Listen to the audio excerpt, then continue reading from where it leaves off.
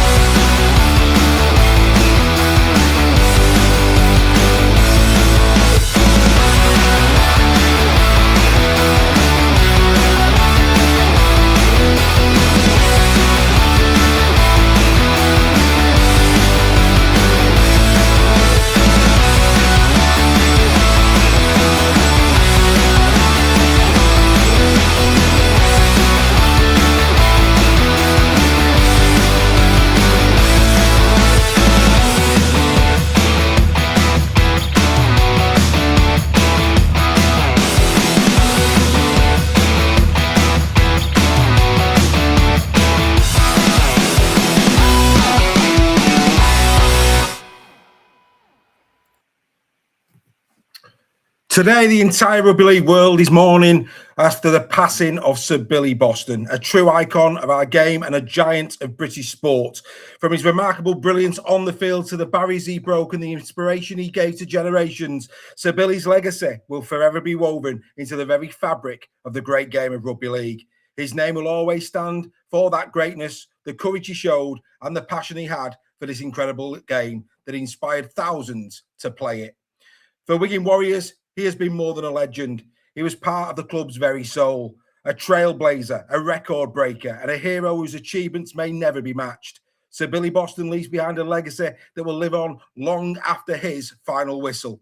From everyone at Super League Raw, including our members, we send our deepest condolences to Sir Billy's family, friends, and the entire Wigan Warriors family. Rest in peace, Sir Billy. You will be forever a true great of our game, forever remembered and never forgotten. Sir Billy Boston.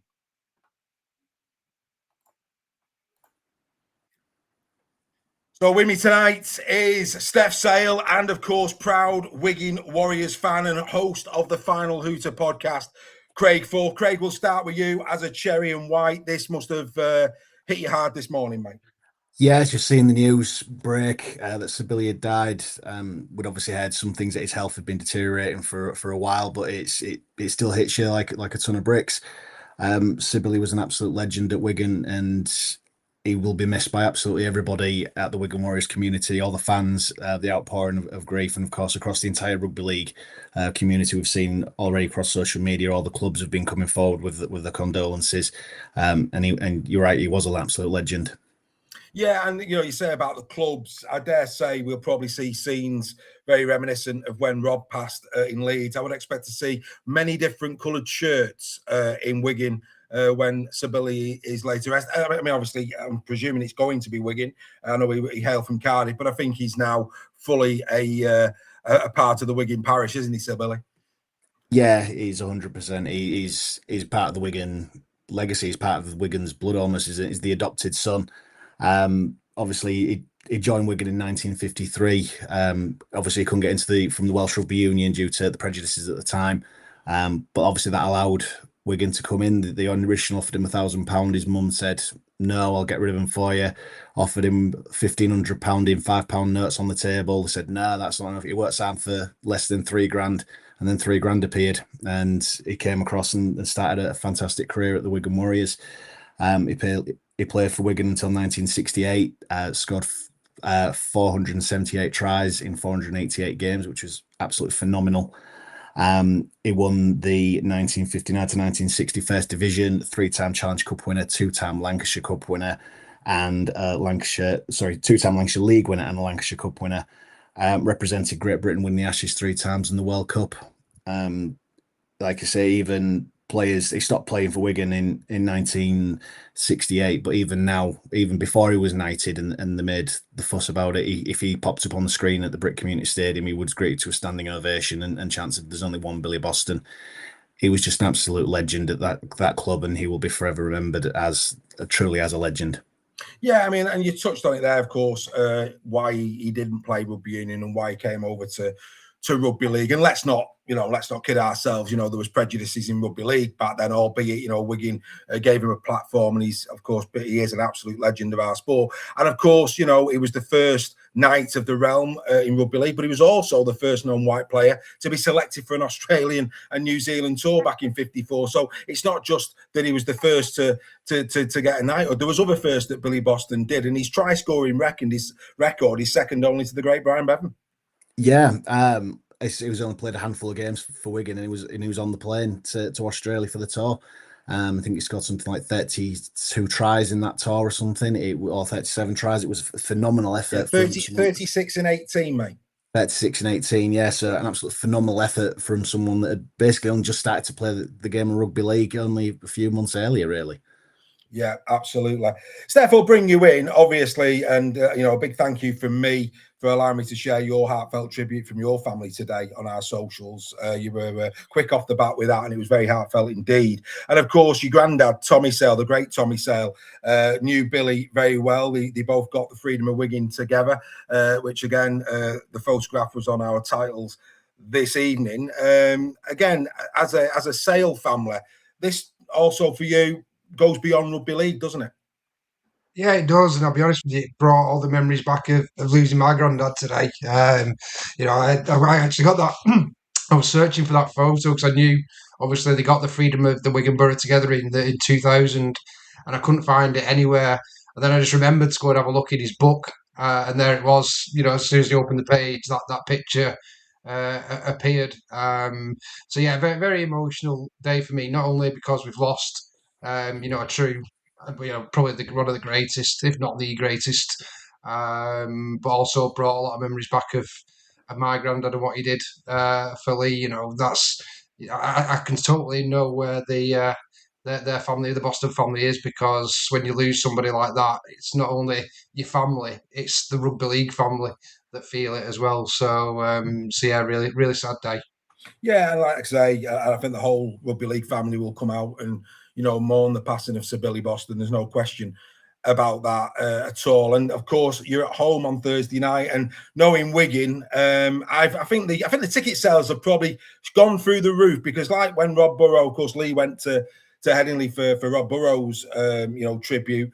Something tells me, maybe even those who have not been to the Warriors for many, many years, but some will have watched Billy play and some will have heard the folklore.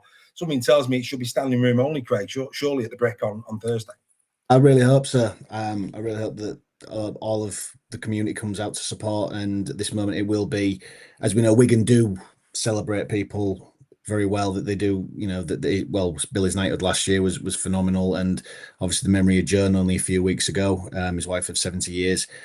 It will be an emotional night at the Brick on Thursday. I know there's plenty of people that have managed to get the Billy Boston replica jerseys. That's the plan, is to be wearing them in tribute to Billy, and of course anyone there's the t-shirts. If anyone is able to go across and get tickets, I would recommend you, because it will be a very emotional night for the Wigan Warriors. Absolutely, absolutely, and of course went on to be a licensee at the Griffin Pub. I think quite a few patrons of the Griffin Pub will be raising a glass tonight for their ex-landlord in Billy. And you mentioned his on-field exploits, Craig, and you did that brilliantly well. But he was inducted into Wigan's Hall of Fame, Rugby League Hall of Fame in '88. He's a member of the Welsh Sports Hall of Fame in '89. Tom Mitchell Trophy is Line of the Year from the British Rugby League Lions Association in 1999. Steph's already mentioned the honorary freeman of the Wigan Borough alongside Tommy. BBC Wales Elite Lifetime Achievement Award in 2016. Of course, the first ever Rugby League Night of the Realm. There's no doubt about it, mate. That is a lot for that family to be proud of, Craig. Yeah, definitely, and the 3 statues as well. I don't think as many people can say they've got 3 statues in Wigan, in Cardiff, and at Wembley. And of course, the stand named after him in 2009, obviously updated to Sibylle last year to honour him. And I hope that obviously on Thursday the Sibylle Boston stand is loud and proud in honour of him. Yeah, absolutely. Couldn't agree with you more, mate. Steph, from your, there's a lot of podcasts talking about Billy Boston at the moment. Some of them watched him play, some of the old journos, etc. We can never profess to say that. I never watched Billy Boston play, but I've heard the folklore, I've heard the legend. It's like Robin Hood, isn't it? It's like father to son, and it goes down. And I've heard tales of Billy Boston over the years. You must have better than most, because I'm sure your granddad talked albeit on-field rivalry, but off-field, I'm led to believe, very good, respectful friends. I think, funnily enough, it started off they didn't like each other, because there was obviously that Wigan Lee hatred's probably a bit of a strong word, but extreme rivalry, I'd say. So I don't think they got on at all, And but what my granddad always used to say to me is what a player he was and the respect he had from him as a player. Obviously, over time and as they got older, that mellowed. Obviously getting the freedom of the Wigan Boroughs we've alluded to in 2000 together. You see that picture, they couldn't have been happier to be together. And then they even went on to do a campaign in the local authority for all the older generation to get the flu jabs. So yeah, they did over time become good friends and put the rivalry of Lee and Wigan aside. That was the days when Lee were actually competing with Wigan and sometimes even beating them on a regular occurrence. So yeah. But it's a good lesson for all of us, isn't it? We may have our sporting rivalries, but we all come together for our love of sport and also respect for what those two men did in their communities, because there's no doubt, my granddad's always referred to as Mr. Lee. There's no doubt Billy Boston was Mr. Wigan. Absolutely, mate. Couldn't have said that better myself. And there's a part, I know there's a lot of other great players that played in that era, but two do shine brightly, don't they? And that's Billy Boston and Brian Bevan. They're the ones that, people hark back to.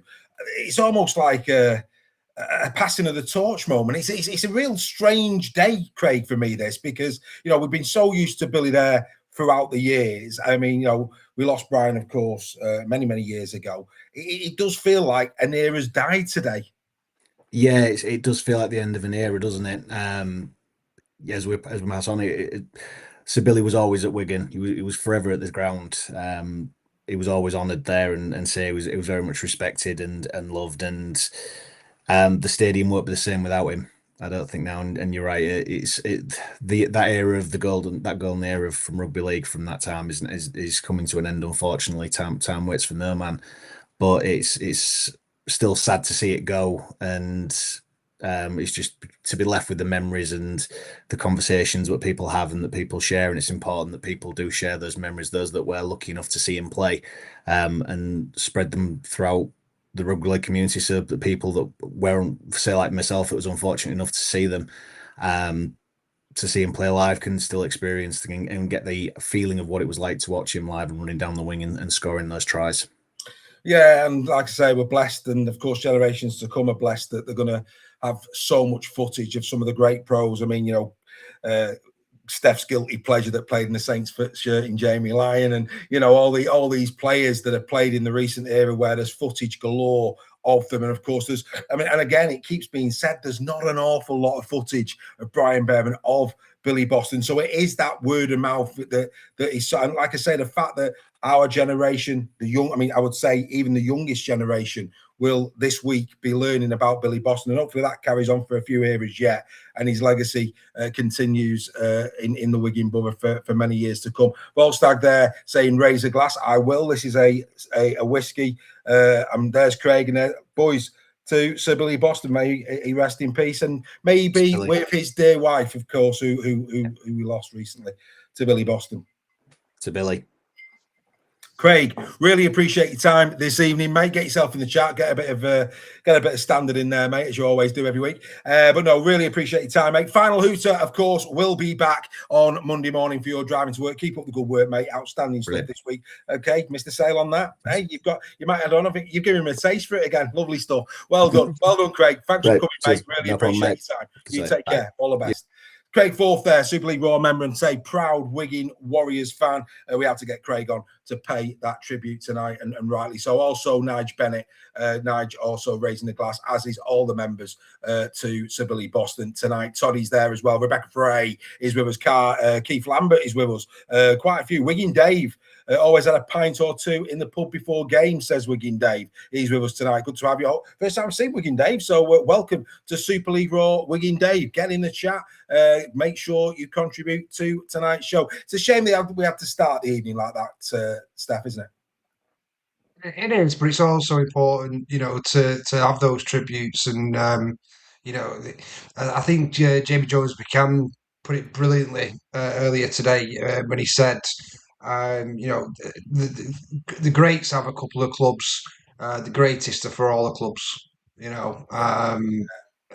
I think there's nothing more fitting for Billy Boston than that, regardless of your colours, whatever. My granddad was very much Lee. I think Billy Boston was everybody.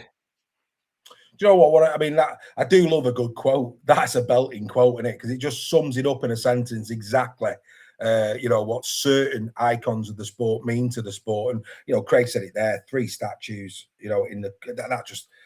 dearie me, we talk about Wendy ballers.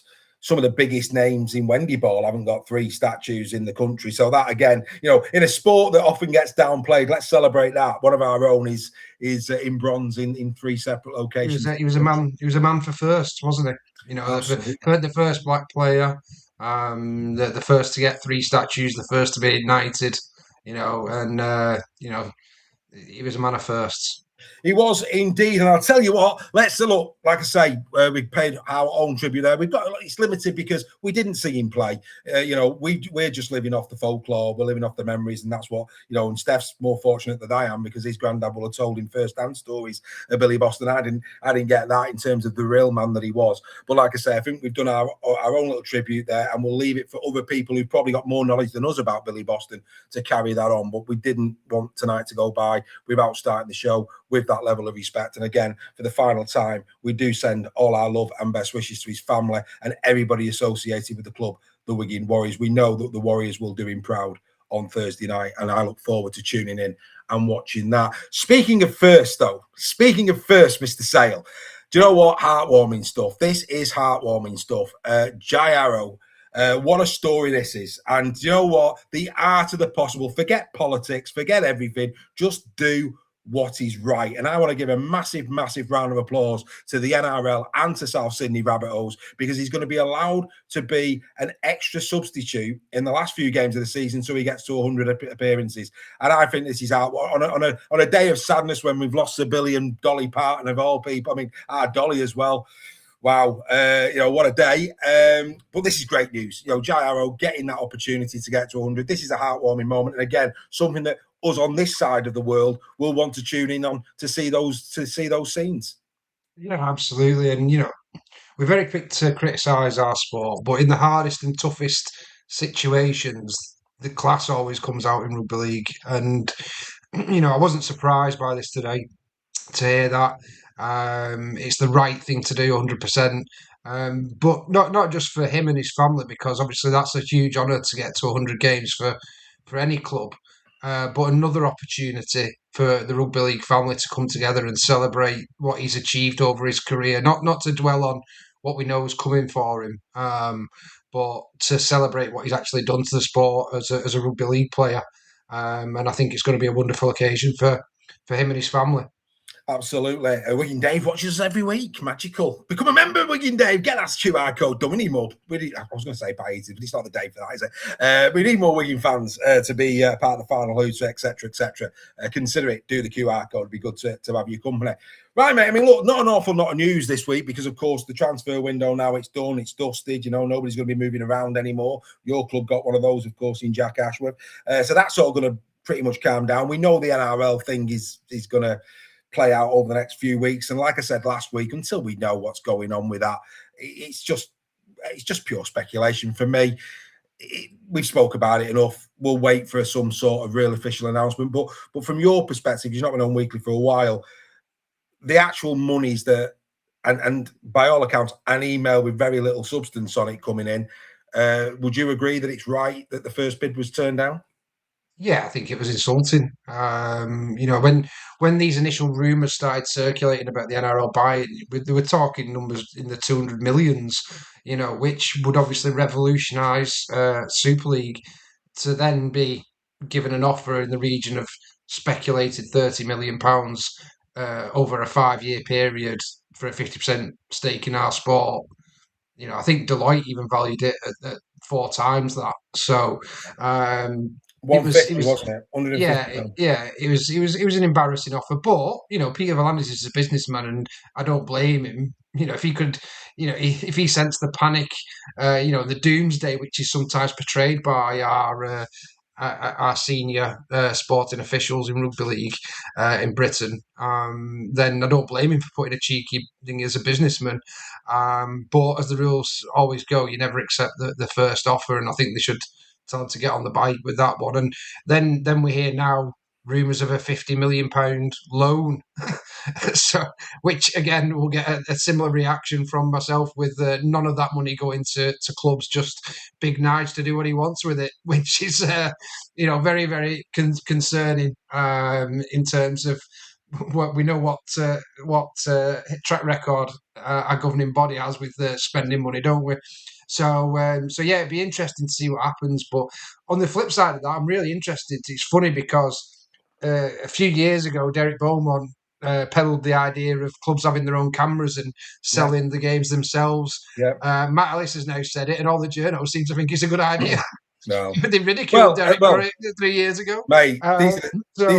These are the same journals that this week on the podcast are saying that Toulouse and the likes, Bradford, York, you know, Destination York is good for Super League.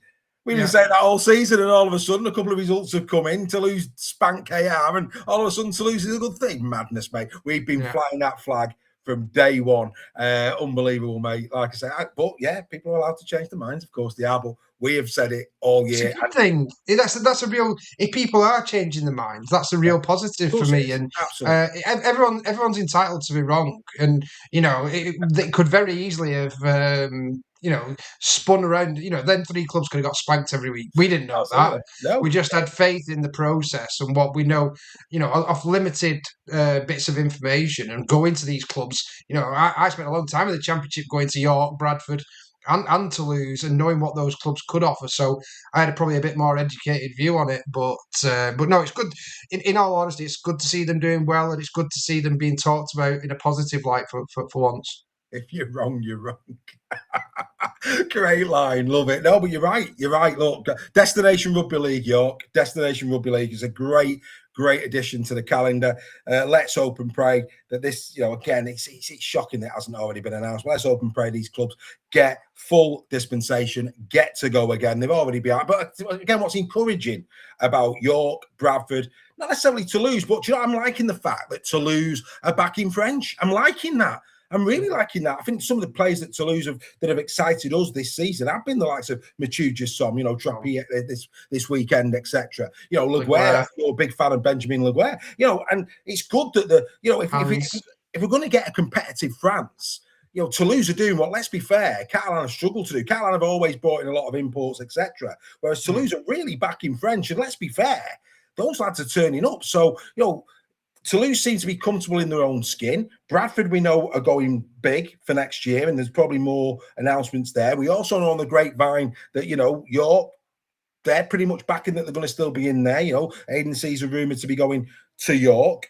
So, even though it's not been announced, the clubs are doing some business and getting themselves up. And if they're given, I think they'll be better again next year for the experience. And those players that have come up, the likes of Inman, the hooker at York, we'll talk about Cole Gale, I'm sure, tonight, who, of course, went to Newcastle. I don't think he's played for Newcastle, went from Oldham to Newcastle and then ended up at Huddersfield. I thought it was sensational at the weekend. So, and he's supposedly going to Bradford. So, these players that have come up this year and have got 12 months of experience in Super League, Xavier Var, another one there that can throw into the mix, they'll be better for it next year with good players around them. We should have a better competition next year, especially if, those who have been disappointing, the likes of, Castleford, Huddersfield for most of the season, albeit in great form now, if they come to the party next year, it could be a very exciting 2027. Yeah, and I think there's other players, Hunter as well at York has been a revelation, since he's gone over there. Players like Max Jowett, heavily rumoured to be going to York as well. Yeah. Well, that's done. I'm led to believe that's done. I don't know why it's not been announced, but I'm led to believe that one's done. Yeah, so, it's exciting times, isn't it? And we always said they needed this first 12 months just to get the toe in the water. Now they've got the same, there's no excuses for them anymore because I'm led to believe they're going to be on equal funding from next year.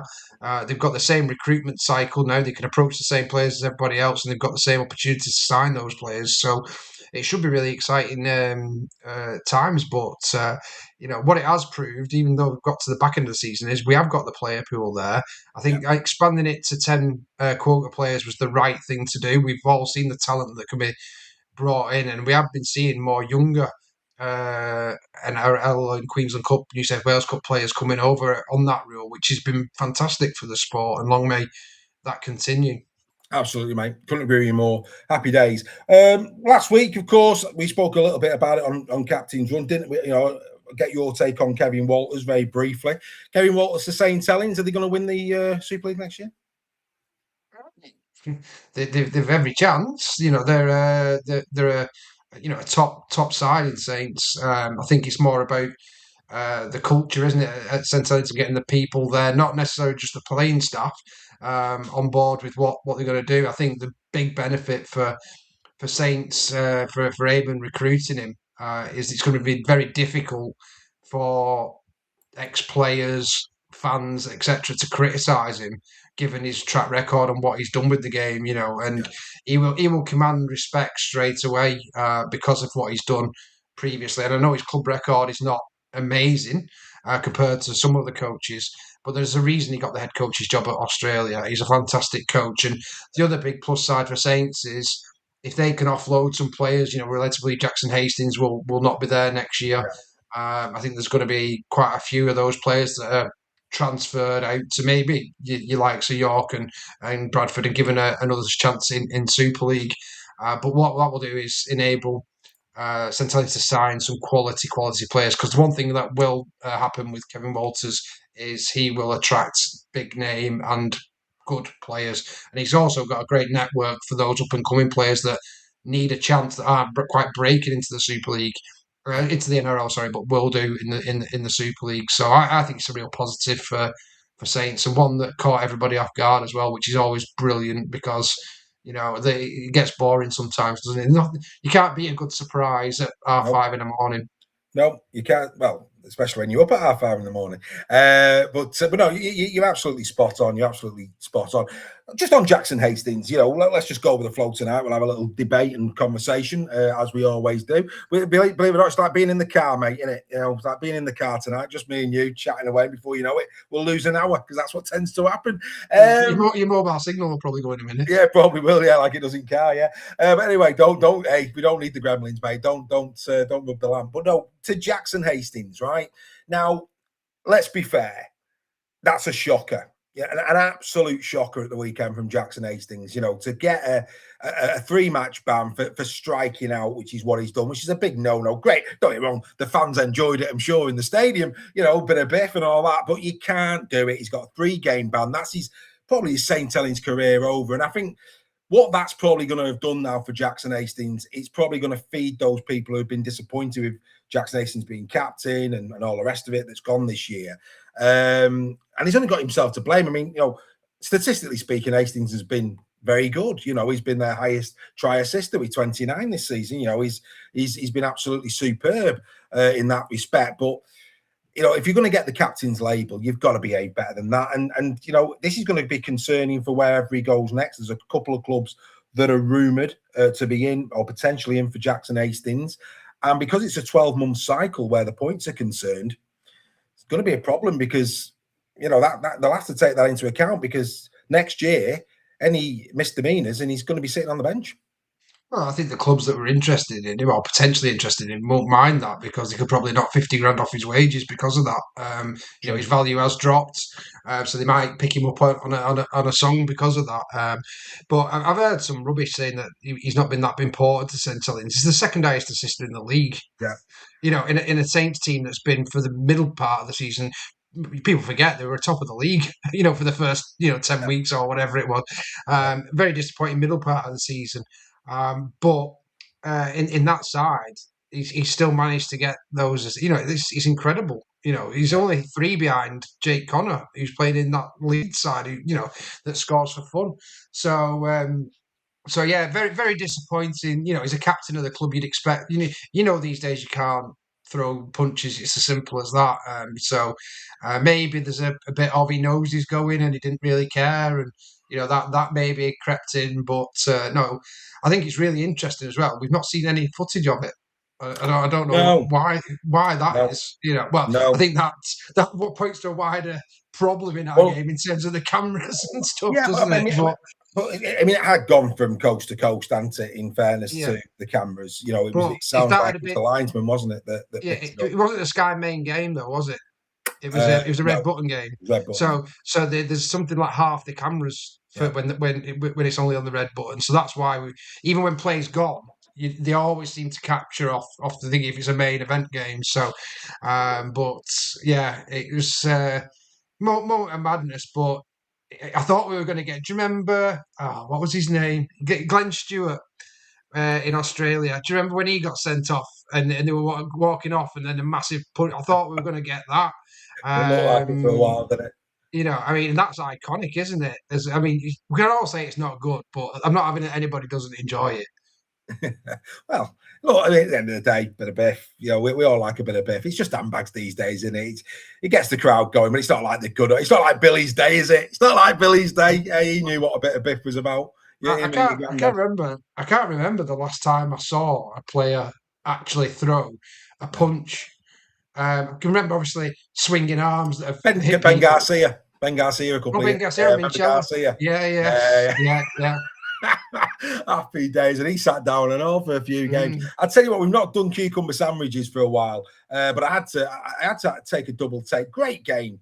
We said on Captain's Run, Catalans will FC, very difficult to get excited about that. One might turn up, and what do we get? We get a spectacle, and it was a great evening of entertainment. Was Catalans against Hull FC, but the top 3 of the Goldthorpe. Now, I don't know about you, but I thought Aidan Caesar was very good. Yes, very good. Great try as well. Didn't even get in the top 3. That's like when I looked, I thought, that's a bit. I mean, I'm not saying he was man of the match, but certainly top 3. Come on. I've not seen it. Did they have Martin? No, they had Jake Arthur. Could wicket the drop goal. Yeah, exactly. He gets the man of the match for that one reason. I mean, he played well. He did have a good game, but he weren't as good as Caesar. They had Toby Sexton with 2 points. And Davey Litton, we won. No Caesar. I was like, what? Surely not. Anyway, just thought I'd throw that in for good. We haven't done cucumber sandwiches this year, but I have to say, Goldthorpe, wow. Don't know where you got that top 3 from in that one. I really, really don't. Let's just watch the highlights. Possibly. It happens. Right, going to do it like we did it last week with Greg. Well, enjoyed it last week, and because the kids are off, it's been very difficult to do the usual. That'll be back when the kids go back to school. But yeah, been prioritising a bit of the kids the last few weeks. So this is the team of the week. Here it is. The team of the week for round number 24. I'll read it out for the purposes of the podcast. Jai Field, Wigan Warriors at fullback. On the wings, Innes Senior and Riley Lum. In the centres, Romeo Triinty and Jack Welby, who I thought was outstanding for Saints in centre. Got to give him his due. Didn't think he'd pull that one off, but he did. Outstanding effort. It's an all-Lee half-back combination. Lockie Lamb and Adam Cook. I have to say, in dispatches, unlucky George Williams on that one. Robertson played well as well for Saints, but for me, it had to be an all-Lee halfback combo. Adam Cook, virtually perfect in that game. And I'm sure we're going to talk about that try in a minute. The front row, Caleb Hamlin-Welly, Cruz Leeming for Catalan Dragons, and Luke Thompson for the Wigan Warriors. Second row, he's done it last. James Bentley of the Warrington Wolves. He's been in and around it for a few weeks, but this week he's there. Chris Hankinson of the Leeds Rhinos and Ben Curry of the Warrington Wolves. Steph, that is this week's team of the week. Should we go to Adam Cook first? Pretty much a 10 out of 10 performance for the Lee Leopards at the weekend. And that try, if it's scored by Bevan French, well, we'd have certainly seen a few Instagrams and TikToks and what have yous of it. But for whatever reason, Adam doesn't get the same benefit. No, if that was Bevan French, they'd still be showing reels of it now, wouldn't they? I think Super League did put a reel on it, to be fair. But no, he was 11 from 11 from the boot as well. And obviously that's been, he's been mocked probably more than when Lee rebranded to the Leopards for his goal kicking this year. Even though he sits fifth in the goal kicking Super League and only 2 goals behind Reece Martin, which is a good stat. But no, he has missed a few easy ones, which hasn't helped him. But in this game, they were from everywhere on the pitch, and he just couldn't miss. It was bizarre as a Lee fan to see it. But what he's done from I'd probably say Catalan away, he broke out into that Lee team. Brilliant performance over in the south of France, and then since then he's not looked back. He's been phenomenal for Lee. Completely going under the radar, and I think only people now are just starting to realise, take his goal kicking aside, his in play, his in play kicking, his distribution and his passing is superb, and he's really started to form a combination with Lockie Lamb and also those outside backs now, and he knows what talent he's got outside him now. So, the world's his oyster at the moment. Yeah, Riley Lum, Mike. I mean, had a great game on the weekend. I thought he was really poor against Catalans in round 18. So it was a shadow of the player as he was a few years back. But I have to say, this weekend really had a stellar game. Adds to did that player, Mr. Innes Senior, on the other side. We said the moment that signing happened, me and you on Weekly in private, where we should have just put a flag up. We said that signing from Castleford, a lot of the Leopards fans weren't happy about it. We said on this show and elsewhere last year when that got announced, this is going to be a belting signing for the Lee Leopards, and so it is proving out to be. Innes Senior, brilliant game. Yeah, outstanding. I think 5 in his last 5 for Innes. Really settling into that team now, and I think it's no coincidence with Cook's form going through the roof that Innes Senior is starting to see a bit more joy as well, because Lamb is distributing to the right and to the left now rather than just going to Josh Charnley's right. He always used to be the lethal left for Lee. It kind of switched when Charlie partnered Hanley on that right-hand edge. But he is starting to get a bit more now, and I think he's on about 16 or 17 tries now with his senior. He's starting to get up. He is starting to rise up the try-scoring charts. There's no doubt about that. And a player who's really caught the eye in the last few weeks. He scored a brace now in the last 3 games, and we've got to mention him. Sam also at Huddersfield Giants. Really in a rich reign of try-scoring form. We saw him in close quarters on Sunday. What a back end of the season Sam's having. Obviously, having just returned from injury. Brilliant. He was great, and obviously very lucky to spend that day with you on the commentary at Warrington. Really good to see him in the flesh. I thought he was outstanding in that game. I think he's been in the top 3 Huddersfield players for the last few weeks, hasn't he, since he's returned? Brilliant winger, and great to see him getting some more opportunities. Yeah, absolutely. A really good form. Harry Rushton as well, doing really well at the moment as well for the Huddersfield Giants. We must mention Harry Rushton as well. Chris Hankinson back in Team of the Week. He's been in quite a few Team of the Weeks this year. he's got to be. McDonald was for me in the driving seat, really in the driving seat before his injury. Hankinson's been in and around it all year. Outside chance of the dream team, Chris Hankinson this year? It should definitely be in the conversation, and probably one you'd have as most improved Super League player. I think he could be in that category. He's always been a solid player, and again, another one that's gone under the radar. I think from his time at Salford, etc. But no, one that's really settled into that team that Brad Arthur's moulded. Playing at second row as well, I think, has been a masterstroke for him. Really plays into his game, and the way Leeds are playing as well, I think, really suits him. He's a fit lad. He could easily do 80 minutes. He's played in quite a few positions since he's been at Leeds, hasn't he? He's been at fullback, he's been at centre, he's been on the wing, But I think second row really suits his game, and he's making hay while the sun shines in that team. Yeah, absolutely. Well, let's just have a quick reminisce on round 24. We'll go to KR. We'll go to KR. We'll talk about KR in more detail a little bit later. Let's shine a light on Toulouse, because I think that it's important that we do. Toulouse went down to Craven Park. I mean, we were saying, privately, last week that, when Warrington went down there on the Tuesday, any team that gets a win at Craven Park should come away and celebrate it 100%.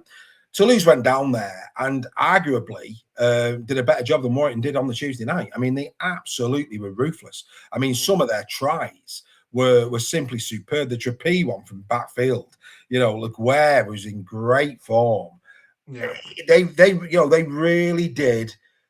I would say no wonder people have changed their mind this week. I think I think there's going to be a lot of people this year who's just looked at the Toulouse scores and not been watching the full 80 minutes of the Toulouse games. And maybe because they were playing KR, people watch Toulouse for what they are. And that's been what even in defeat, that's what Toulouse do. That they play rugby league. And for me, they were sensational.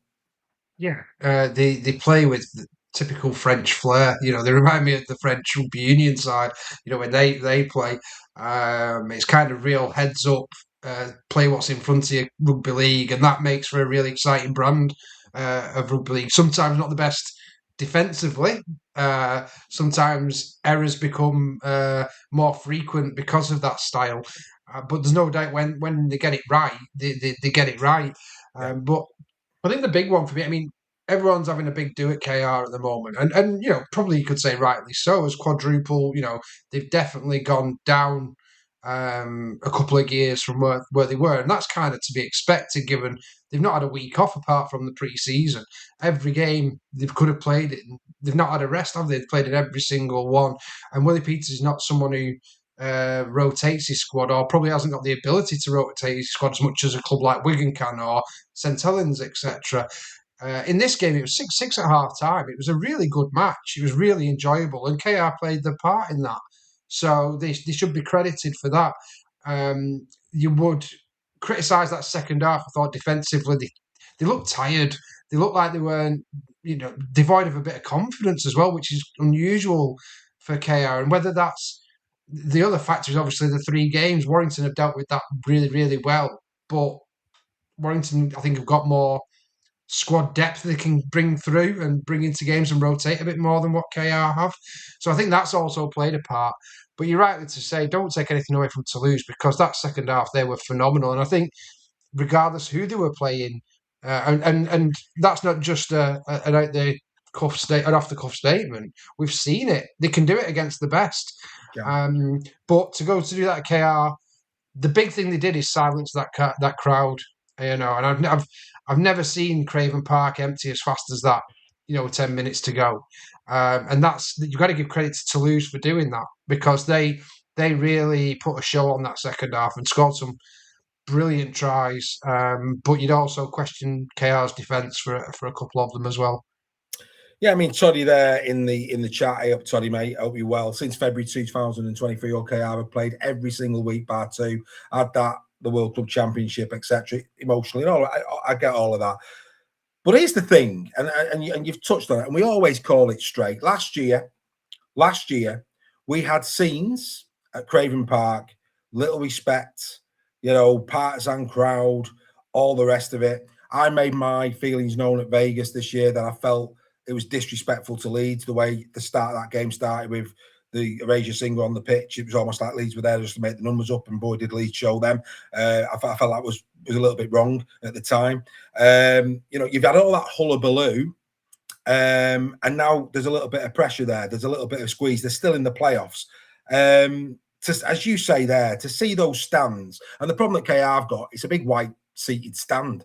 So it just showed up on the telly. It looked terrible.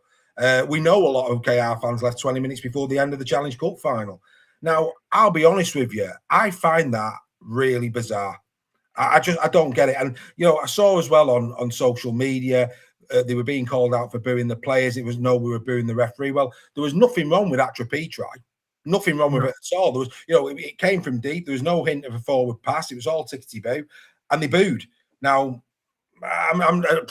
people are there. They're saying it was the referee. That's up to them. But again, not a good look, because when a try like that is scored, where I didn't see any infringement or even hint of infringement, and boos are going up, there's only one place that the neutral's going to go, and that is that Robins fans are booing their own team. Now, surely not. I mean, I just find that bizarre. If that is the case, I find the walkout even more bizarre. And I go back, and this will sting the Robins fans. This will sting them. Yeah. KFC fans, over 10,000 every game, and they've had no success at all. What's going on? I'm just scratching my head. I mean, look, you can be upset about it when you've had so much success. You can be so, it is a big downer at the minute, and especially if they don't go on to Old Trafford, minimum. It's going to be a big downer. It's going to be that deflation after a great season. But they'll look back, what a season 2025 was. It was incredible, but at this moment in time, it's that they're living the moment. History is history, now is now, and I get all of that. But I just find this really bizarre, because if I can only speak as a rugby league fan, if my team had won the quadruple the year before, as disappointed as I would be with current form and some of the performances that we've had, I can hand on my heart tell you, I will be there at minute 80, at Wembley, at Craven Park, wherever. Yeah, and I think every club's got those people like yourself, like me as well, who would stay to the end regardless. But to put it in a bit of context, we've just mentioned FC. They've emptied that stadium in, just after half time a few times in the past couple of years, and rightly so. Yeah. A couple of weeks ago, we saw Wakefield empty stand because, with 15 minutes to go against St Helens. So it's not a KR thing. I think it's a general rugby league thing. We've even got a club that's got something named after it in the Wigan Walk. So, let's have a bit of context in that respect. It's not a KR thing. I think it's a rugby league fan thing that when a team, especially when you're not used to it, or it's a bit easier for FC over the past few years because they've had they're kind of not going into the ground expecting to win a lot of times. But I said to a couple of KR fans this week, there's some fans that would give a left part of their anatomy to do a quadruple. Correct. And they understand that, and they've said exactly the same thing to me, and they're probably entitled to a little bit of falling off a little bit because of what they've done and the amount of things they've done, and then you've got the added pressure of losing your coach, so that's going to affect the players no matter what. There's obviously going to be some nervous energy in that playing squad because it is a new coach, and it is going to cause a bit of anticipation between the players and things as well. So I think, not to excuse them, not far from it, they themselves will that they should be playing better and doing well, but they have just been on a bit of a run in the middle of the season. They have been winning a lot of games as well. It's very easy to look at the very short term, isn't it? And also it's very easy to write the clubs off. Wakefield have lost 3 on the bounce. Everyone's writing them off at the moment. And both Wakey and OKR could end up getting to the grand final very easily. They've got the playing staff to do it. Yeah. And when you're playing knockout, all you have to do is get to the dance. Once you're there, you can become John Travolta. So it's I think it's all on still. Well, because we've spoken privately. I said after Tuesday night, yes, enjoy the win, Warrington fans. Absolutely, of course you enjoy it. But the only game that really mattered this year between KR and Warrington lost it. And as things currently stand, it'll be Warrington against KR in the first round of the playoffs. And this is, people were saying, about humility. I'm always humbled. People say, whenever you win, you should always have one eye on the future. And Warrington's future could be OKR in a couple of weeks. And I'll tell you now, that could be a very, very disappointing night at the Halliwell Jones Stadium for Warrington fans, because it's more than capable of going there and having the last laugh. And at the end of this season, if KR fans have beaten Warrington in the two most important knockout games, they're not going to give a monkeys about 4 points. So this is again, it's not that I don't think anybody should be counting the Robins out. Absolutely not. We know on their day with that personnel. But that said, at the moment it looks clunky. It doesn't look right. It's going to take one hell of a shift in terms of on the field, between the ears, because at the moment it just doesn't feel right, does it? I mean, whenever you're watching KR at the moment, we purred over them last year here on Super League Raw. They were playing an incredible defense. First of all, the defense was brutal. Their attacking shape was superb. But this year, a lot of those players that shone last year, I think you were saying about Joe Burgess. I mean, Joe Burgess this year is a shadow of the Joe Burgess the year before. And the same can be said for quite a few of them. And it's not just one or two players that are slightly off. There seems to be quite a few. And for those to just all seemingly come back good again, that's going to take some doing. It's not beyond the realms. But it'd be one hell of a turnaround, wouldn't it, this late into a season, the way they're currently playing, for KR to get to Old Trafford. And if they was to retain, wow. Yeah. I think with Burgess, it's since he had that injury, he just didn't seem to have come back from it. Or the confidence, I don't know. So there's, because of the injury, I think he may have knocked his confidence a little bit. I don't know, because you don't go from being brilliant, at the start of the season to not very good for no apparent reason. And I think that injury is definitely a factor in that. But what the really interesting thing for me is, and it could be a stroke of genius by Willie Peters, is the squad he selected to go to Wigan this week. He's kind of wrote off finishing higher in the league with that. Go, yeah. Here it is, mate. It's the squad. You're spot on. He has. He's written this game off. I mean, look, Billy Boston, I think he'll be smiling down on Wigan this weekend, because this could be an absolute bloodbath. I mean, it really could. I mean, you look down that squad, in terms of, there's not many team numbers under 20. There's Morg, there's Gildart, who will be coming back from injury, Sue, Tom Amone, Broadbent, Luckley, Martin Lawton.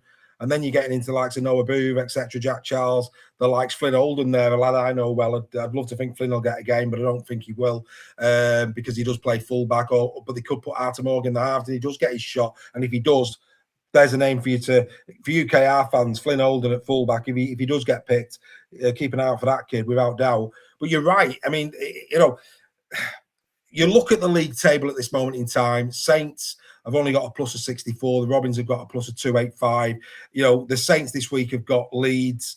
If they were to beat Leeds, they'd be level on points with KR, but with a far superior points difference that KR have got. KR, of course, have got Huddersfield, and then they've got Saints. So it's very much in their hands. So it does look as if they've squandered this one, and they will win at the weekend. There's no doubt about that. Wigan will destroy him.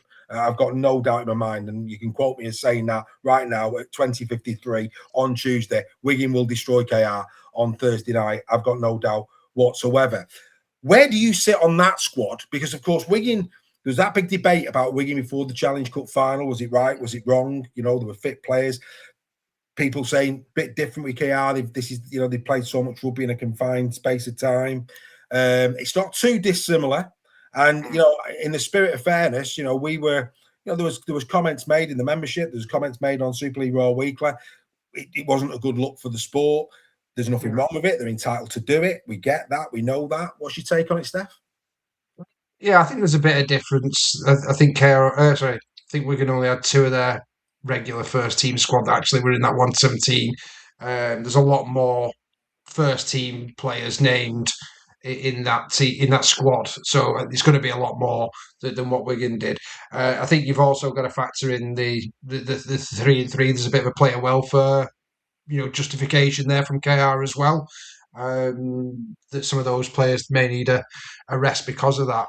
So I think it is slightly different, and I'm not as annoyed as I was about it when Wigan did it, and that's not anything against Wigan. I just think it is a different situation and a different scenario. Wigan couldn't really say that they were fatigued because of overscheduling of games, etc. So it is slightly different on that one. So it's still not good. And to be honest with you, I think Billy Boston will be gutted that it's not going to be a full strength at OKR that they beat, because no one wants to see a walkover. No one wants to see a walkover, especially not against two of the best sides in our league. It's kind of robbing us again of another really, really good game, isn't it? Well,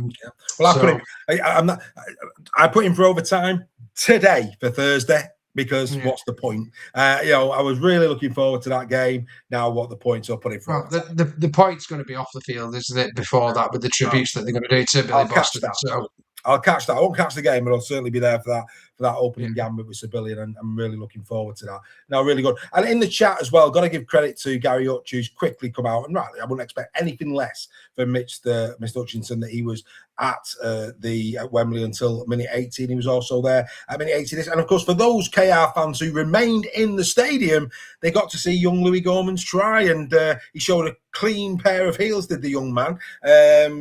And that was nice. Let's be fair, in every rugby league game, no matter who you support, you're going to come away with something. And in this case, KR fans could go away saying we saw young Louis try, and he took it really well, incredible pace. And even Willie Peters had come out and said he really fancies this kid to make his way at KR. And who knows? He's got a chance, hasn't he?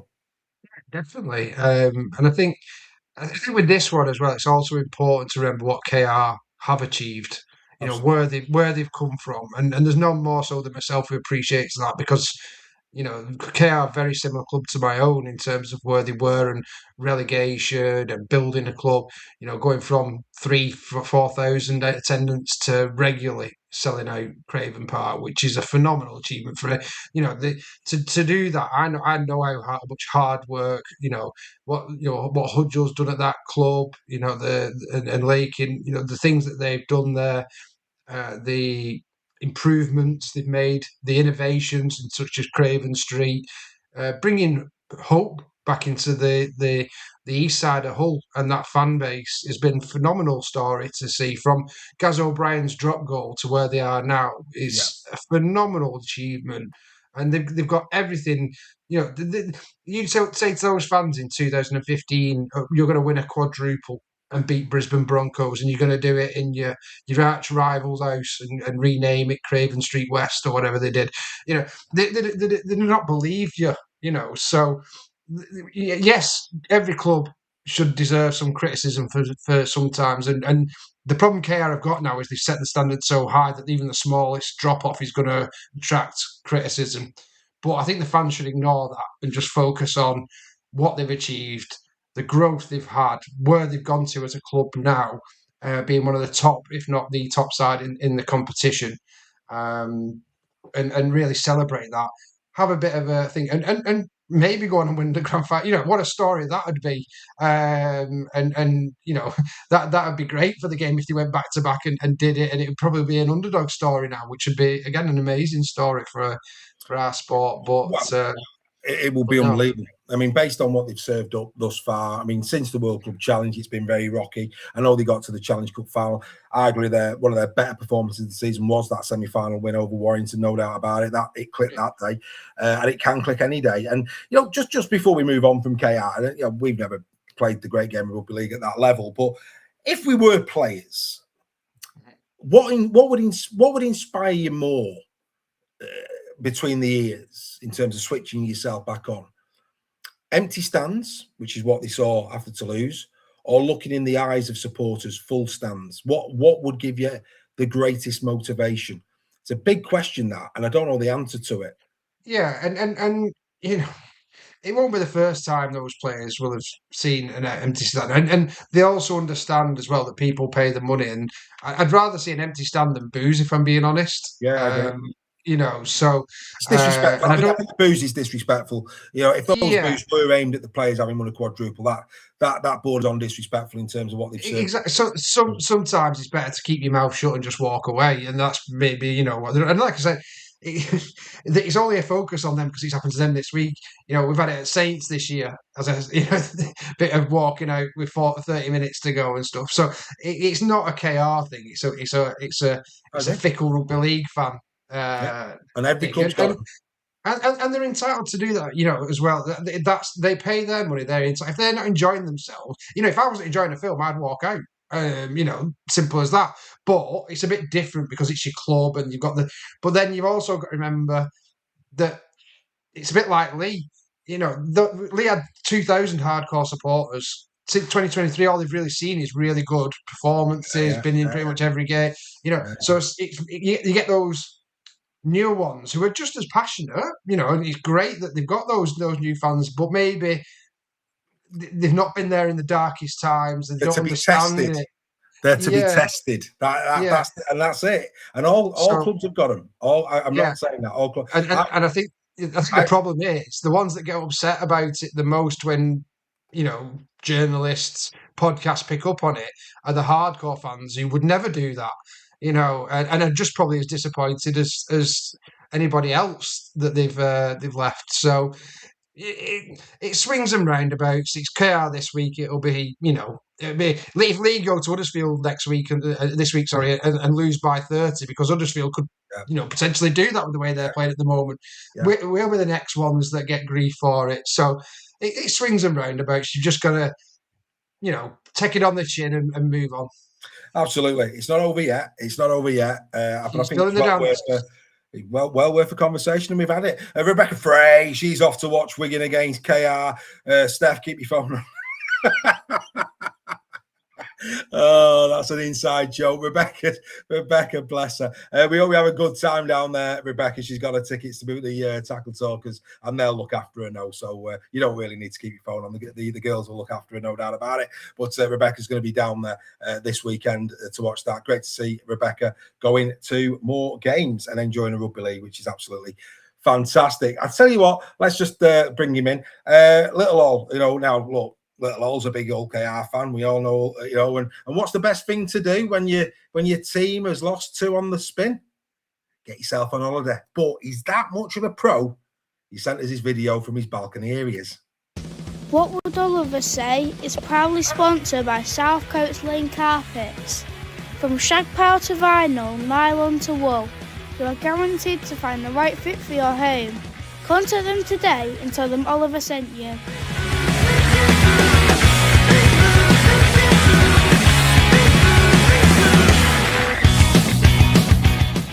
This is What Would Oliver Say at Super League Raw. So everyone's talking about Mikey Lewis, but I wanted to talk about Tavita Pangai Jr. He was exciting signing for Rovers, but we've hardly seen him actually play. For me, I don't think Rovers should be signing him for another year when his contract ends at the end of the season. Rovers are fighting at the top end of the Super League, and we need players we can rely on every week. Willie Pears has worked hard to build a team with high standards and discipline, and I think that has to come before any individual player. I still think he could be brilliant on his day, but how many chances do you give someone before you say enough is enough? For a new signing, he should be out there impressing everyone, but we've hardly seen that from him. There were 3 separate incidents that he was charged for against Warrington. That's just unforgivable, really. For me, I'd let him go. What do you think, Super League Raw? This is What Would Oliver... So there you go. There's Little All on his holiday, and he's, like I say, such a pro. He sent in that video for us to Tavita Pangai Jr. And I think, you know, most people would have been very, very surprised when Hull KR picked up Tavita Pangai Jr. I think there's a lot of people that have been surprised by that. None more so than Warrington fans, Steph, when that one got announced. There's no doubt about one. What I would say is, whoever the strength and conditioning coaches at Hull KR take about, because, you know, there's no excuses there. They've got him fighting fit. There's no doubt about it. But I mean, he's just shown what a complete, almost, well, he's a liability. It's been really, really poor for me. He seems to have the tools, but dearie me, very, very poor, hasn't it? Yeah, absolutely. I think he's probably been running to the fridge for a cider as quick as I just did then. So, um, no, it's like I said, phenomenal. He looked in great shape, really, really good shape, and I think that's the most saddest part of it, really, Yeah. because there's no doubt he's a player there. His NRL career attains for that, doesn't it? So, but I fully agree with Ollie, who's looking extremely cool there, sat by the poolside there, or wherever he goes. It's they can't keep him. They can't because it's a liability, and I think the Connor one. I think the ban he got for that was ridiculous. To be honest with you, 6 games for that was a joke for me. But it was his own doing. That's the rules. He got what he got. But then 3 more incidents. When you're just coming back and getting banned again, and it just not a good look, is it? And like Ollie says, you're trying to impress a team. He was only on a short-term deal, I believe. He was only contracted to the end of this season, so he's only himself to blame, and he's let himself down, and he's let OKR down a lot as well. Who showed incredible faith in him, because nobody saw that one coming. Well, the effort they put into him, you can see, and to be fair to him, it's him that's had to change that in terms of his physical appearance and his fitness. He's put all that effort in and let himself down more than anybody.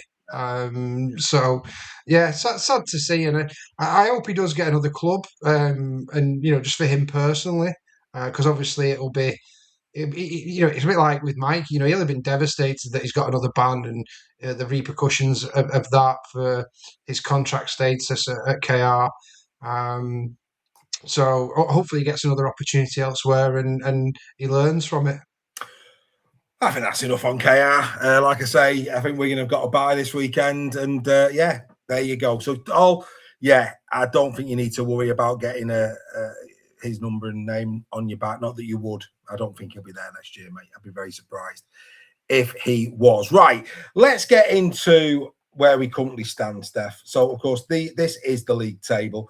Saints, like I say, only 2 points behind. But KR, destiny's in KR's own hands, because even if KR lose the next 2, as long as they beat St Helens on the last game of the season, they're home and dry. So it's absolutely in their hands. So there's no doubt about that. That'll play out one way or the other. And of course, Saints go into this weekend's fixture against the Leeds Rhinos this coming Friday night at the Brewdog Stadium. And the Rhinos currently on a decent run. They've won won 4 out of the last 5 of the Rhinos. But concerns this weekend over Jake Connor.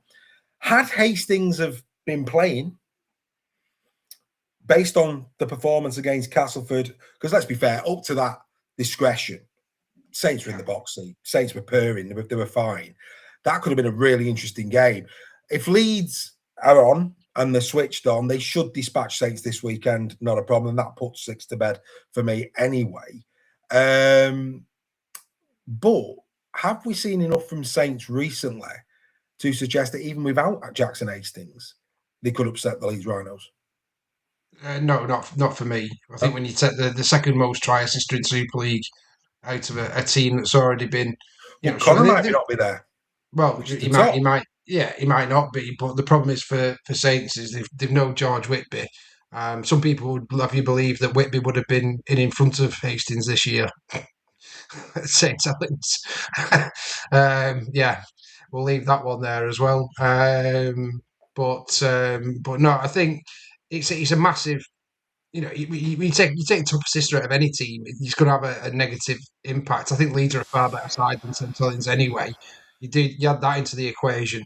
It's going to be a very, very tough day, isn't it? And I think it'll be a game. I don't think it's going to be a blowout by any means. Saints will definitely be confident going into this one that they can match them defensively more than anything. But the way Leeds play, I know it was against York at the weekend, but their attack looks so devastating again. Like you said, Riley Lund coming in and scoring now. So I can only see a Leeds win in this one, and if Leeds lose it, then that'd be a travesty for the thing. And again, that Leeds Wigan game is the one we're kind of all pointing to now, isn't it? So for the for that reason, I hope Leeds go there and do a job. But there's no doubt Saints has been a bad hunting ground for Leeds over the past few seasons, hasn't it? You know, they've not got a great record there, and in sport, anything can happen. Saints are a decent side, especially with a bit of confidence. So anything could happen. Anything could happen. I think what we're probably seeing is Bradford finishing bottom of the ladder. That horrible injuries at the moment at Bradford this year, and of course their running is Toulouse away this week. Then it's Castleford at home, and they finish against York. So 3 teams that are in that bottom half of the league. It could be a lot worse for Bradford, but I get the feeling now that Bradford are probably going to be bottom of the pile come the end of the season. Yeah, I'd have to agree, and I think even though some of those games will be very close, I'd probably, if I was doing a prediction now, I'd have Bradford losing all 3 of those. That's not to say that they can't win one of them. Like I said, I think a couple of those, Toulouse is going to be tough for them. The way Toulouse are playing and to go over there. But York and Castle have a chance. But Castleford have got that in them. You know, we've seen it so many times when they've been terrible and then turn up and have a great performance. So I'd expect Cast to beat them. And then York, again, that's probably the one where they potentially could win. But York are playing some good rugby at times as well. So it's up in the air. But I think if I was going off my head at the moment, I'd say they're going to finish bottom. I think the other problem that they've got, mate, is that they've got the worst points difference as well. So even if they pick up a scalp, that'll put them level with FC in York. Yes, it'll put them 2 points over Huddersfield, but I do think based on what we saw in the Huddersfield-Warrington game, Huddersfield are good for a win between now and the end of the season. They really are. I said I'd mention it a bit later on. Cole Geyer. I did a piece on socials and to the members where he was concerned. When he came on for Huddersfield, he turned their attack to gold. He really did. And actually, when they shifted, I think Wolford was playing second row. Wolford was running some great lines and put a right shift in. He was proper ball carrying with Zach Wolford, which was interesting to see. But of course, Cruz Leeming's going to be there next year. 3 into 2 doesn't go. And Cole, for me, based on that performance, and I'm led to believe he's been as good in other games as well. Cole Geyer. It's always different watching him live than on the TV. We say that all the time. So I've watched the Huddersfield games, but in the stadium watching that lad play, he really, really shone. He's too good to play second fiddle to 2 other starting 9. So he's going to go. But if I'm a Huddersfield Giants fan, I'm probably a little bit upset by that because that lad's on the up and up, isn't he? He is. It was a pleasure to watch him on Sunday at Warrington. I think he's been a real find for me this season, a real surprise. I also thought is it Parker, the young lad? Is his name Parker? Sykes. It's Archie Sykes. Sykes, the young kid that they brought on. Yes. Sykes, Sykes, good lad. Where have we got Parker from? I don't know.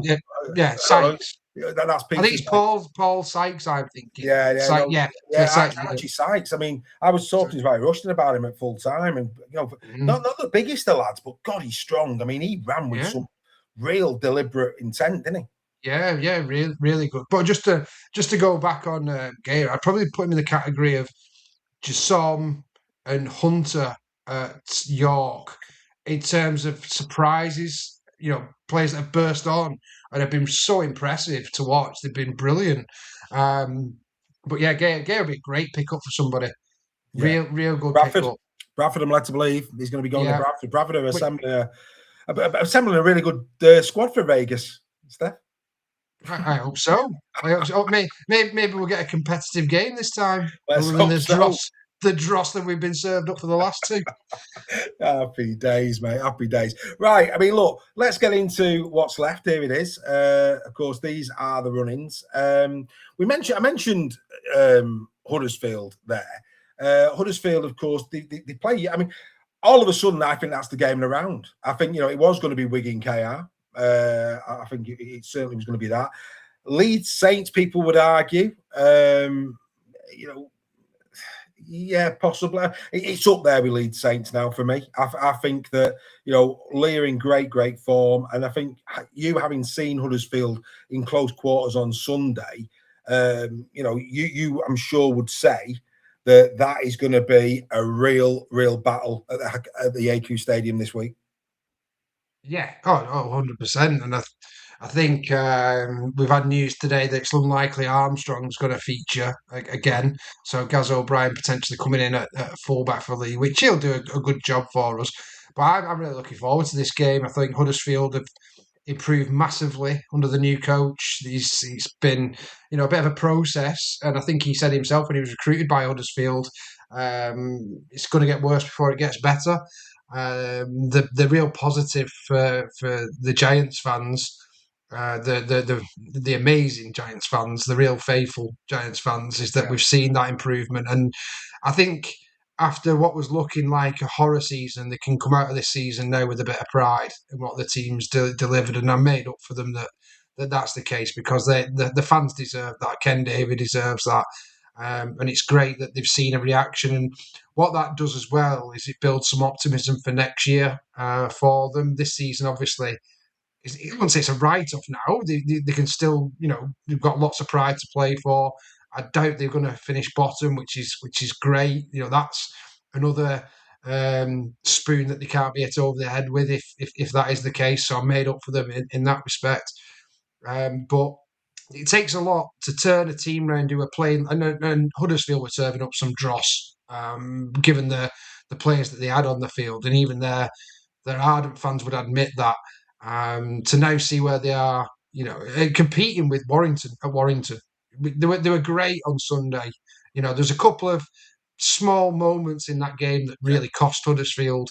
That they'll be able to identify and probably fix up quite easily as well, and expect them to do that against Lee. So it does catch a ball and don't let it bounce. Yeah, compete for the ball. Would be off kicks. Would be number one on the tip sheet this week.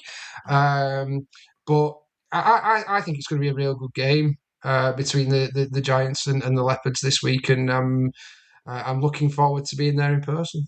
Yeah, and again, I think I heard it somewhere that Jim Lenihan was a part of the in the mix when Ryan Carr got the Casford job. He applied for Cats. And do you know what? You're right. And again, listening to his post-match press conference, I mean, again, Casford have got Luke Robinson. Good to see Luke back in the sport, but criticism has come via Jim Lenihan of fitness, of training regimes, and it wasn't lost on me in his post-match press conference at Warrington when he said, because the boys are putting in a lot of work at training, we're getting fitter, we're getting stronger, and isn't it funny we're not getting any injuries? And I thought, oh, that's another little, because if your training regime isn't right and you're not battle hardened, you are going to pick up injuries on game day, because it's you've got to be primed, haven't you, ready to go? And it's a balance, David. Yeah. You can go too far with it. You can overtrain, which then puts extra pressure on, especially soft tissue injuries, etc. But you can also undertrain as well. You can do it too easy, give players too much time off, and that's where the really good, physio, strength and conditioning get it absolutely spot on. And there's something's changed. It's not wrong to say that, and it's no. You could argue it's not a coincidence that he has come in and the players. But I think I'm also a big believer in that. The better you play, the less injuries you have as well. Yeah, it tends to go hand in hand. That one as well. But Lennon's been a revelation for Huddersfield. Who knows what will happen there in the future? But those Huddersfield fans have got to be smiling a bit more than what they were 4 months ago. We're all smiling for him. And actually, you could hear him as well at the HJ at the weekend. The fans that turned out. The atmosphere was brilliant. Yeah, brilliant. They really racked up and showed real pride in that jersey, and good on them for that. It was great to see him and great to be speaking with so many Carbell Army fans this weekend. Just gone. Right. I mean, look, going back to where we're currently at, and I know we said it earlier on. Wakefield Triinty at this moment in time in the top 6 are on a downward slope. They've lost 3 now in the last 5. You look at the other teams in that top in the top banding currently. You've got the likes of Warrington, who are now on a 5-game winning streak. Who to win 3 in a row in 8 days is good news for them. Obviously, they go to FC this weekend. You've got Wigan, who are on this unprecedented winning streak. The Rhinos have only lost 1 in the the last 4. And of course, the Leopards on a 3-game winning streak and have only lost 1 in the last 4. Wakefield at the moment have got the worst current form of any side in the top 6. Wakey have been a joy, an absolute joy this year. And do you know what? They were competing against Wigan. We must say that. You know, the Jowett try, a lot of contention where that one was concerned, you know. The Marion one, but we won't go there. There was a couple of tries this week where you're like, ooh, I don't know, that's a bit of an interesting one. But, you know, Darryl Power was absolutely filthy. But I said to you on the phone after that game, any team that gift wrap 2 tries to Wigan Warriors at this stage of the season, you're not winning a game. You need to make Wigan earn the tries. And 2 of those tries were gimmies, absolute gimmies, that hopefully they learn from. Your concern is my concern. Truman, Sinfield. I think they've got the backs. I think they've got the forwards. That heartbeat of the team, the Truman, Sinfield piece. We're now getting to the business end where these teams are like we're seeing Warrington come good. We're seeing Lee come good. Wigan are on an incredible streak. Leeds are still there. There's no doubt about it. I fear for Wakey here a little bit in the fact that I just don't, I've said this time and time again, no disrespect to Jack Sinfield. No disrespect to Jake Truman. Are we now at that point in the season where that's going to start telling? And in terms of next year, is that a part of their squad that you'd want to see him improve? I think if they're going to, this come back to bite me. Yeah, 100%. Yeah, you'll probably be playing him. Well, you know, the way the league looks. You know, Wakey could 100% get to the grand final. I think they're good enough to do that in a knockout Challenge Cup kind of scenario. It's only 2 games, but for me, I think to win a grand final, I think if you go back over history and named every club that's won a grand final, you'd say they had exceptional halfbacks, not average, not good, not even really good, probably exceptional, because that's the kind of level it takes to win in that kind of atmosphere. Yeah. And Jake's been brilliant this season for them, and so Sinfield as well, you know, in the games that they've played. But half of me's thinking, how much have they been carried a little bit by that dominant pack, and they've got such a good pack, and that bench that comes on as well. It makes it a dream, you know. We must mention on that. We must mention Gula, who'd only been in the country 24 hours. I mean, it's unbelievable not from him, wasn't it? Yeah, absolutely. And but when you talk about like the Pangai Juniors and stuff, what a way to that's how you make an impression. You go and do that. You don't say I need a week. You throw yourself straight in there and have a good 35-minute spell. I think he did in total. It was a really good debut from him, and the Wakey fans will be made up with that. Injuries are starting to bite Wakey. They've been quite not lucky. They've had injuries over the season, but they've been quite well spread out for them. It's not really impacted them. They've had players to come in, but I think they lost Pratt again to that recurring hamstring. I think Rothwell's out as well, isn't he now with another injury? You know, that's 2 big players for them. I think they probably needed to get them to the grand final. You know, they need everybody. They're full starting 17 to be able to get to the grand final. And I said they might do it. And you know, good fair play to them if they do. You know, would I be surprised if they knock Lee off in round 1? Absolutely not. You know, if that's the draw that happens.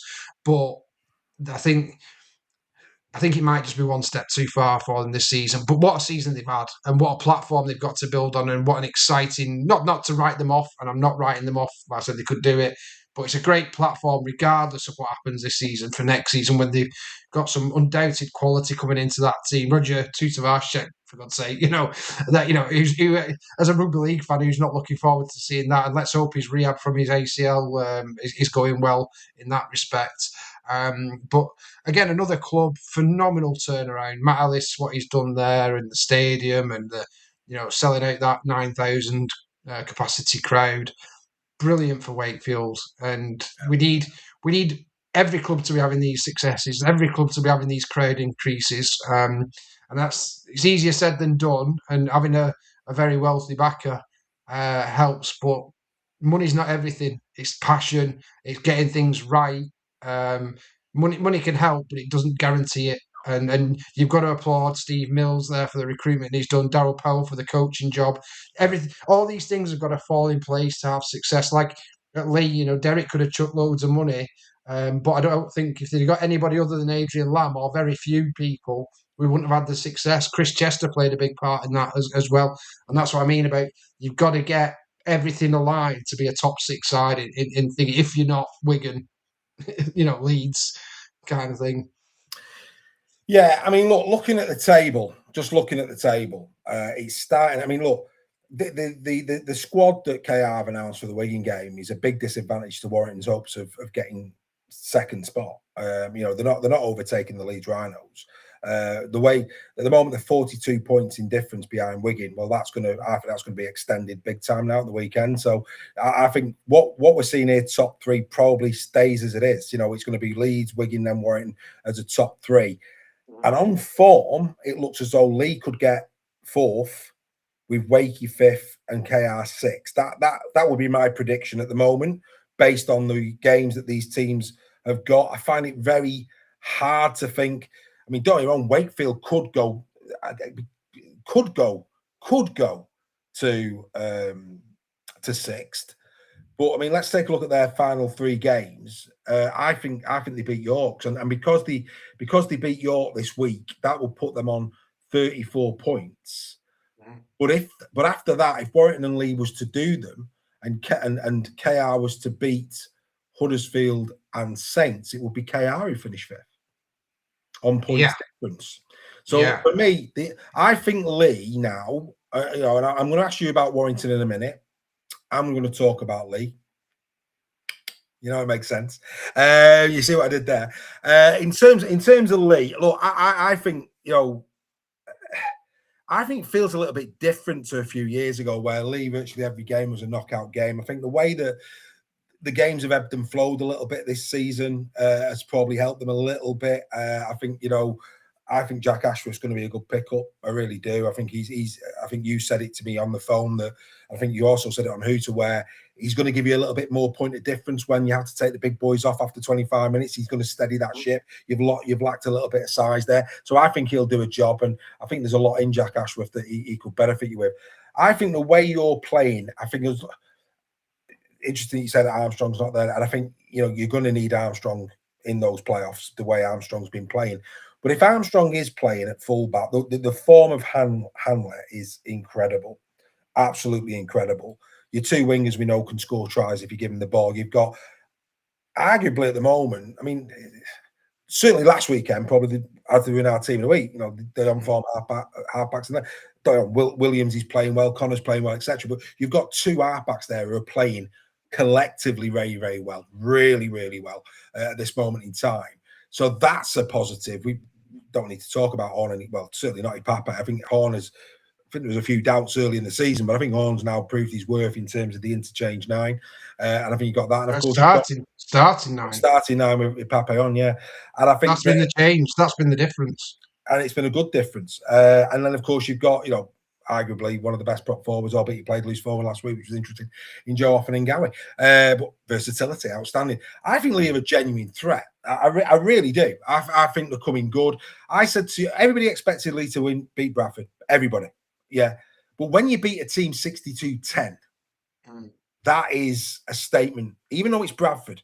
If Lee win that 30 points to 10, you're going, yeah, fair enough. We expected Lee to win. We move on. I should think so, would be your reaction to that score.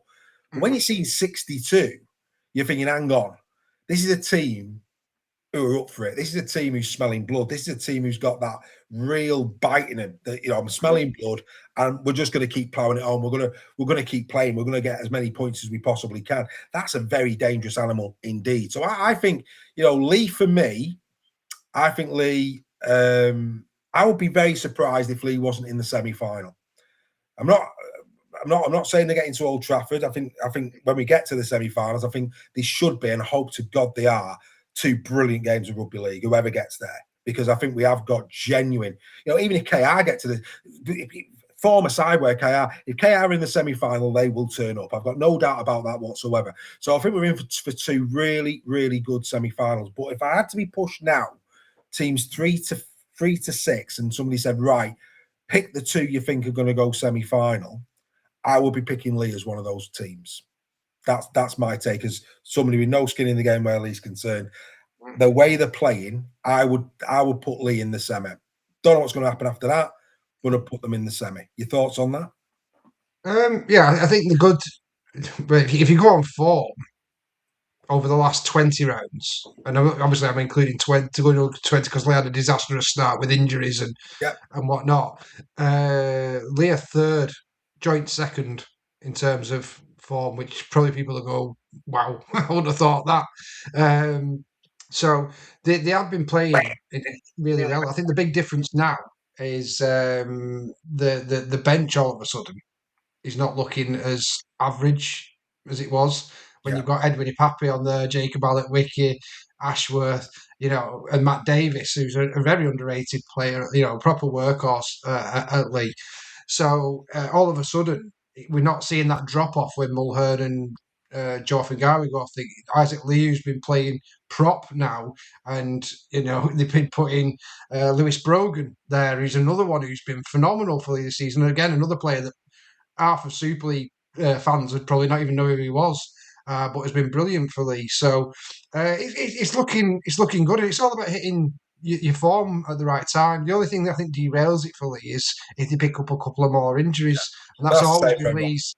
Yeah, it's the same for everyone, but I think it's for clubs who haven't got the academies yet.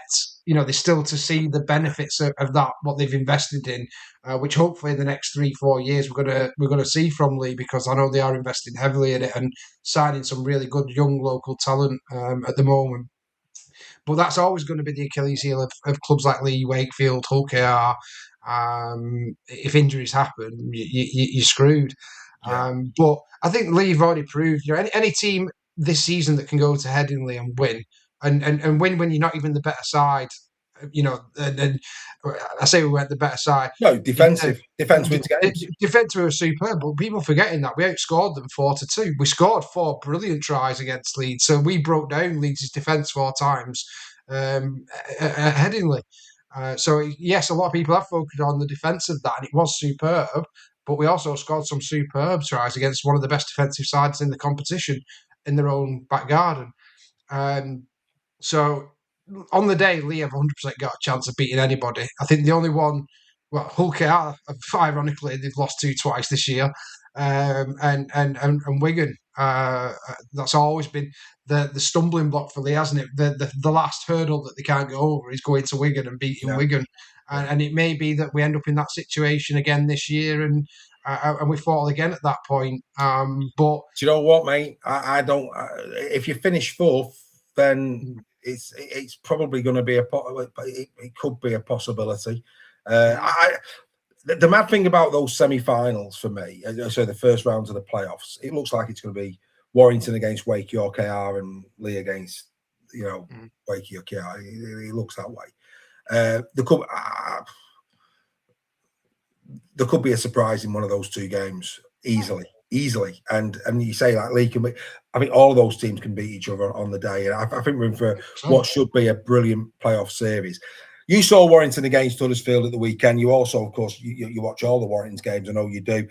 The fact that Warrington have just come through what looked on paper a difficult period, especially when you're firing one, they're playing KR on that Tuesday, and then second, of course, they've got a Huddersfield team that you're going to face this weekend, who, let's be fair, are not the Huddersfield team that are 13th.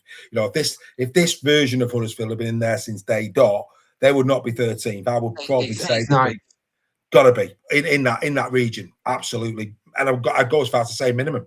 They may even be 7th. So like I say, they'd be there. So it's not the same Huddersfield.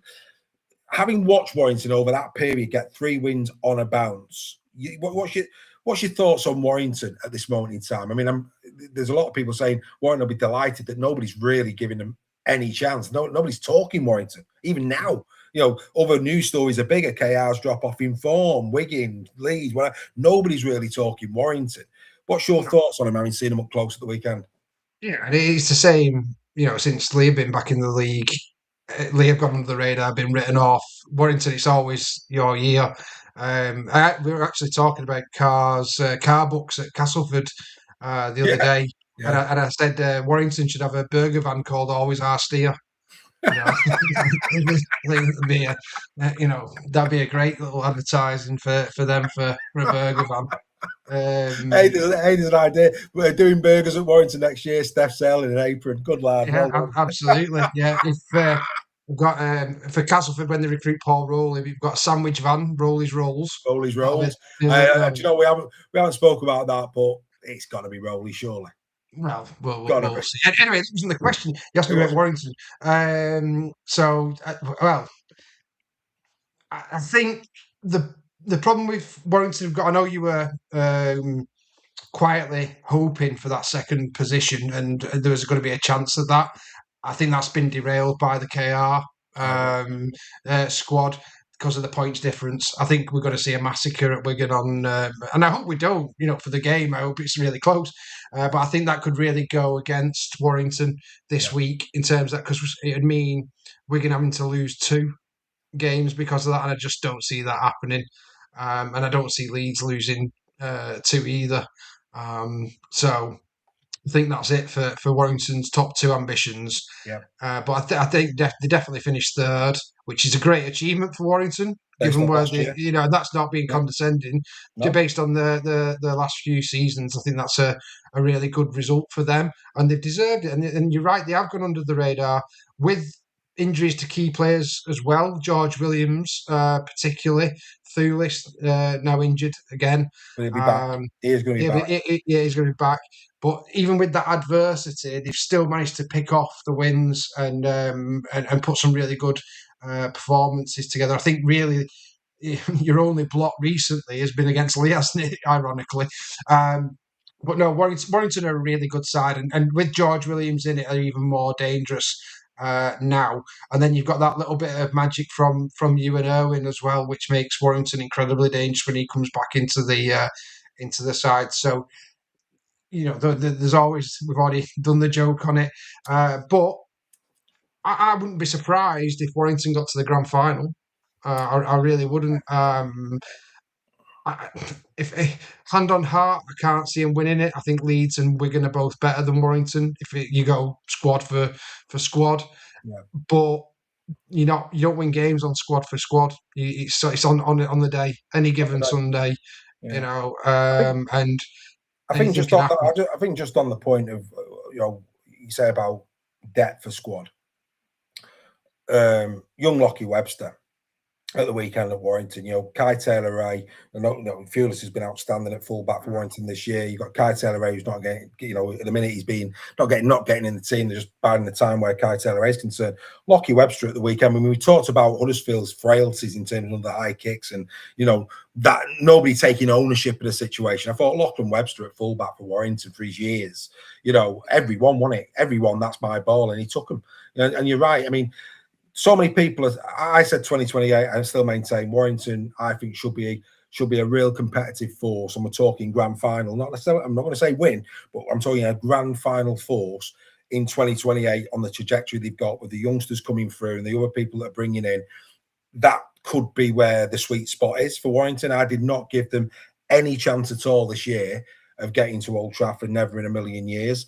For me, they've already overachieved based on where they finished last year. That's, Warrington fans, we talk about fans just taking a step back and looking at where you're actually at. Yeah, get giddy. Yeah, dream the dream. Hope that you can get to Old Trafford. 100%. Why wouldn't you? It's what being a fan's all about.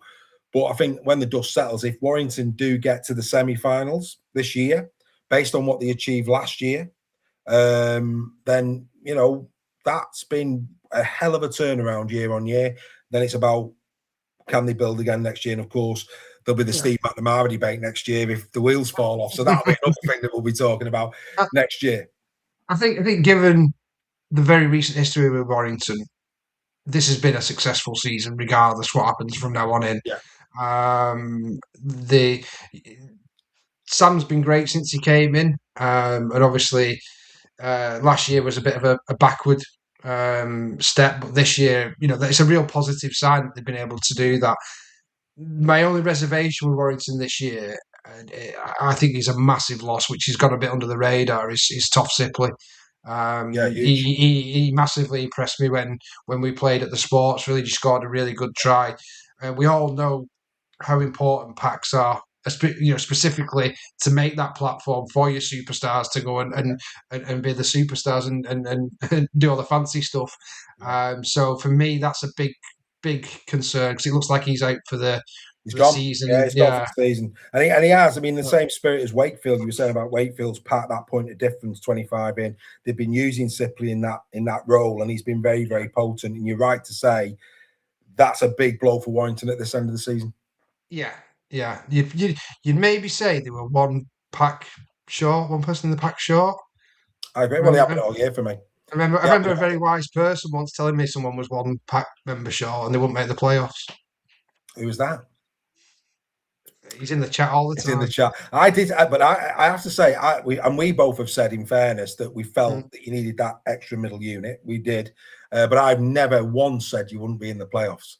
I've said, I know it's not me. I'm just saying. I'm just from minute one. We've not made the playoffs yet. We could still be out of the playoffs. Oh, behave. You never know. You're in the. You never know. You're in the play. Stop it. Honestly, don't make me do it. Don't make me do to you what I do with Greg and turn you off. You're in the playoffs. That's where you are. You know you're in the playoffs. That's where you are. Outstanding stuff. Right. It's hard to see past Leeds Wigan 1-2. First round of the playoffs. Semi-finalists, who are you going? It doesn't matter who they play. Of those 3rd to 6, which two teams get to the semi-final? From the 3 to from 3v6 and 4v5. I'm going to go Warrington because it's a home tie. And I think they'll probably face Hull KR. And based on, I can't give anything other than that prediction. And Hull KR could well go there and do it, but on current form, it'd be stupid for me to say that KR would win that. And obviously Warrington beating them twice recently, home and away. You've got to go for Warrington. The interesting one is if Lee play Wakefield. I would say that'll be at the Sports Village. I do think you'll finish in the top. Well, we're going to get the irony of that is it'll be 2 weeks on the bounce, won't it? We're playing each other if that does happen. Whether that's both at the Sports Village or one at Lee, then Wakey. That round 27 game, barring Warrington doing Lee a massive favour and beating him the week before, could be the decider for 4th and 5th position. But there's that history, isn't there, now between Lee and Wakefield because of last year and how good Wakefield were, and then they just come unstuck at Lee. That will write the speech for Powell. I think that one. So I'm gonna say Warrington and Wakefield. You're gonna say Warrington and Wakefield. Yeah. Right. Okay. So you're not putting Lee in the semis. No. Clearly. Yeah. Do you know what? I'm telling you, there's a part of me. If Warrington only if it's Wakefield. Only if it's Wakefield. Mate, I think if Warrington play KR in that you use. I tell you, just watch what happens. I tell you now, it's just. I said after Tuesday, just be careful, enjoy it for what it is. Tell you, Warrington fans, if you're playing KR in that first round. How's your nerve, boys? It's going to be very just to make a quick point, because the comments are coming in as I thought they would. The 2 players that Lee signed have had 0 impact on Lee getting in the playoffs. One's not even there; he's on loan at Castleford, and the other one only played his first game last week. So you can forget that one for your argument. Fair play. Outstanding. Anyway, speaking of Old Trafford, at last it is here. That's right. Tonight, I did say it happened. We launch, of course, the competition to come and join Super League Raw at the grand final. Win 2 tickets to join Super League Raw at the grand final. We're in the South Stand this year. We will be facing the trophy lift, and you could join us. The way you do it is, of course, you scan the QR code. If you're listening on the podcast, go to Super League Raw. superleagueraw.com. The grand final competition is now live. You have one entry for £2, but if you want 5 entries, you pay a £5. Bottom line is a great opportunity for you to come with Super League Raw to this year's grand final. How cheap is that? You could be going to the grand final, 2 tickets worth a total of, well, getting on for £85, and you could be at the grand final for as little as 2. Great competition this with Super League Raw. We'll be running this, and it's not just 2 pairs of tickets this year. It's not just 1 pair of tickets this year, it's 2 pairs. It's the biggest one we've done thus far. So 4 tickets up for grab, 2 pairs of 2. Great opportunity for people to join Super League Raw at this year's grand final. If you want to come and join us, scan that QR code or get yourself over to superleagueraw.com, go to the shop. All the details you need are there. You could be coming with us to the grand final this year. We'll keep reminding you between now and then. The draw will take place 2 weeks before the grand final here live on Super League Raw Weekly. A massive thank you to Mr. Sale, who of course has come and joined me for a good bit, like in the car, and it only with better reception. If anybody wondered what me and Steph get up to during the week, you've just had it. There you go. That's what happens. The phone goes, and before you know it, you're an hour and a half in, and all you've done spoke about rugby league. But it's good fun. We love it. That's what we love. So, ladies and gentlemen, thanks again to Steph. We hope you've enjoyed tonight's show. We will be back, of course, for more Super League Raw Weekly next week on a day when we lost Sir Billy Boston. Bye for now.